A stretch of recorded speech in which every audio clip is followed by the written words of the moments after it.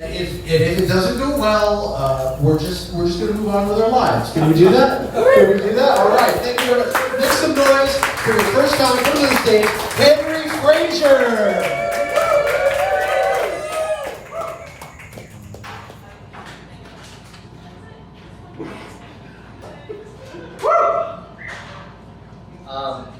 I mean, shit. Nobody's taking no line about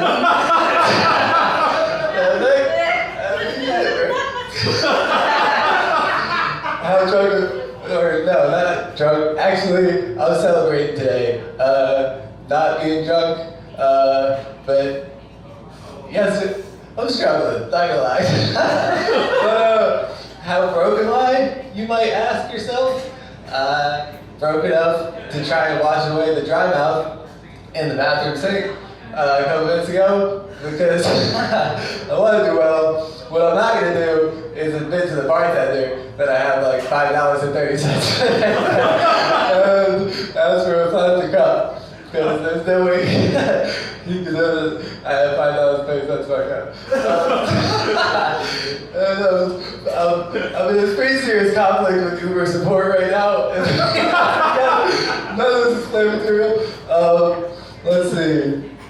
A couple of weeks ago, now, some people think that marijuana is not addictive.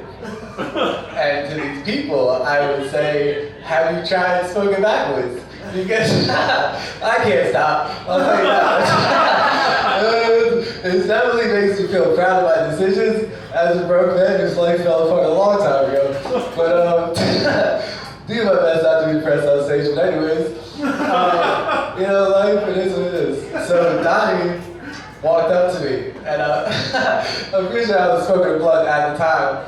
And he walked up, and he was like, are you free, like, on this Tuesday? I was like, I think so. And he was like, have you ever done 10 minutes before? And I was like, I mean, shit, bro, I'll figure it out. And then he was like, all right, cool. And then he walked away, and it was like 1 Mississippi, 2 Mississippi, and I instantly forgot about the conversation. I was like, then I saw an Instagram post for this show like last month. Like, I work overnight based on some slimy Europeans that lied to me. And so I want that out record. Fuck them. Anyways. Smoking a blunt, what was I talking about? If you guys think backwards and not addicted, you should see me at like 7:15 today when I was waiting to pick up weed and I hadn't got the text. But anyways, what I did is I was working overnight and I prepared this set for like this show and I wrote like all the hits. I was like, bro, this is fucking hilarious, this is fucking hilarious. And then I wasn't on that show. I went to JJ's and I was like, bro, I'm gonna fucking slay tonight. I'm just gonna like one after another. And then with no context at all, I opened up with a joke about when you do acid and then you look at your penis and you're like, well, no, that's not what it's supposed to look like. The first time I said that joke, bro, it fucking killed. Like, people fell out of their seats. And I was like, I hit him with the acid genitalia joke, but I didn't know what hit him. And then 0 people laughed. I was like, well, no, that's not what's supposed to happen. Everybody was supposed to laugh at that. And I'm like, planning on going back to Atlanta. So Seal Man was at that show and we like made eye contact. And I was like, Seal Man's gonna see me bomb? No, I was supposed to prove it up by word for when I travel. And I bombed, bro, I bombed hard. But anyways, now let's talk about it. Have 2 of the 4 Impractical Jokers caught some sort of sexual misconduct, domestic abuse allegations in the last couple years? Yes. However, was it my 2 favorite characters on the show? No, it wasn't, alright? So I got that going for me. It's got a little bit, Let's see. Do I care how wildly unsuccessful my Instagram account is? No. Okay. I actually couldn't care less, to be honest with you guys. So I keep like posting with different hashtags and stuff. How funny is it? So I started this Instagram like when COVID started, and I was like had moved away from home a long time ago. And no, you can tell how much I care by how my legs started shaking as soon as I started opening up on my Instagram struggles. But anyways, so I just didn't have a lot of people following it, but it was like trying to follow a dream and build it, and then my life fell apart. And then I finally got surgery on my shoulder, and I didn't post forever. And when I started, I was writing the word revolution in every post, so it probably wasn't good for my. But anyways, how funny is it to like base your happiness in life, even though you know about like the truths of Krishna and stuff like that, to base your happiness on like Instagram and you make a post, and it's like, bro, 5 likes, that's fucking okay. I might be able to get somewhere in life, and then you make another one, and it's like 30 minutes, 0 likes. And you're like, great, I'm gonna fucking kill myself. Why am I doing anything in life? Whatever, bro. My dog loves me. Fuck out. That was a tag I was supposed to remember. It would have been funnier if I had been timing.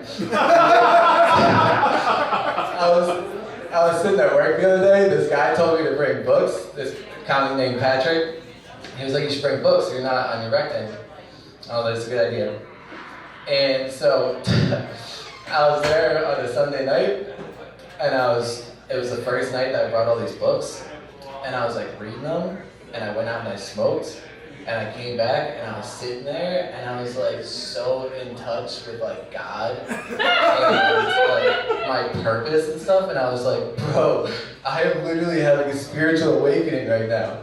And then a couple seconds went by, and I was like, no, you're just on acid. I did a little bit of acid this morning, night, whatever it is. It's great when you take that full leap into like, yeah, fuck my career, like in traditional sense and stuff like that. Fuck my credibility as far as like professionalism or whatever. To anybody that tell about my dreams. I met a girl recently. And it's just hilarious to me for her to see me like doing yoga behind the front desk because my shoulder's fucked up, and think like, that guy's got it together. I was like, no, I'm just on acid.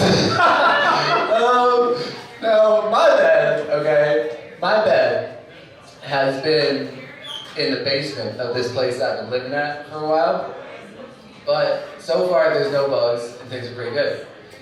But my bed prior to that, for the last couple of months, right, was this queen-size bed that I was really excited about.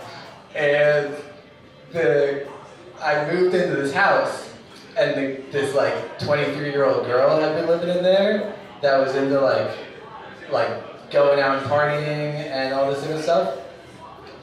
And so I moved in, he was like hyping up how comfortable this bed is, so I've been like going through it forever, and I lay in the bed for like a day or two, and then we're having a conversation, and he's talking shit about this girl and why he wanted to move out, and he's like, it's just like bringing back another guy like every night, and I'm like, oh, like in this bed right here you're talking about?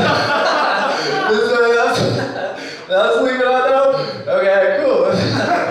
Well, if there's one thing I can tell you about me, probably not gonna be having sex in this bed. That's greedies, psychically or whatever.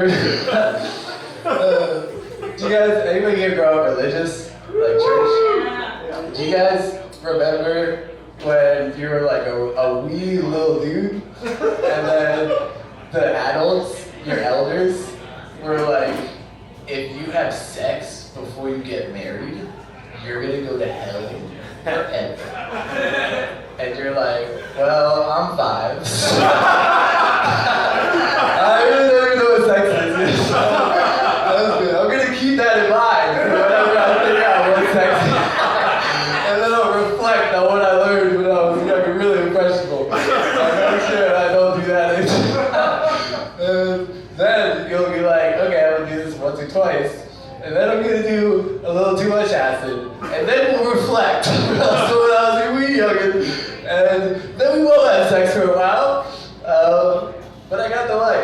I'm Christian.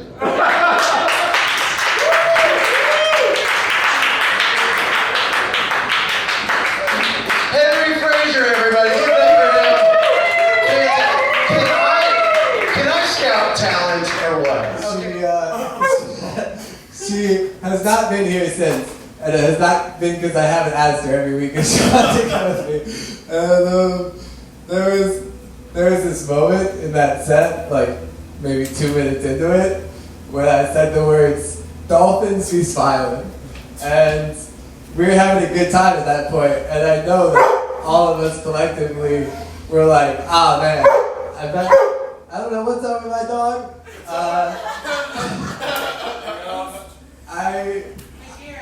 I'm so horny, guys. I just want to feel normal, you know? So there's a deer family over there, and they're pretty lit, bro. But anyways, let's do my best. There was a little bit later on in that set when that girl was here, when for some reason I said, what I mean when I say I did too much acid in school is that I don't think 9/11 was an inside job. I know that 9/11 was an inside job. And nobody laughed. And I just want to say fuck you guys. Because I needed that. I don't know why I said that. No. Let's see. I was sitting at work and it was like late. It was like 2 o'clock in the morning. And Lord Sri Krishna was like, you know, Henry, you're probably gonna feel a lot better if you like let go of your desires and you detach from the results of your actions. I'll give a service announcement to massage chairs at Planet Fitnesses all over the country and the world. It's Planet Fitness. Chill out, you know?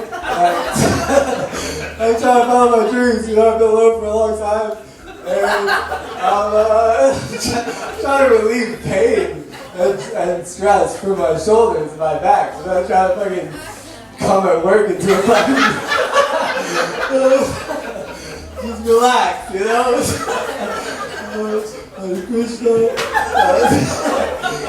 Guys, I am fucking done smoking backwards.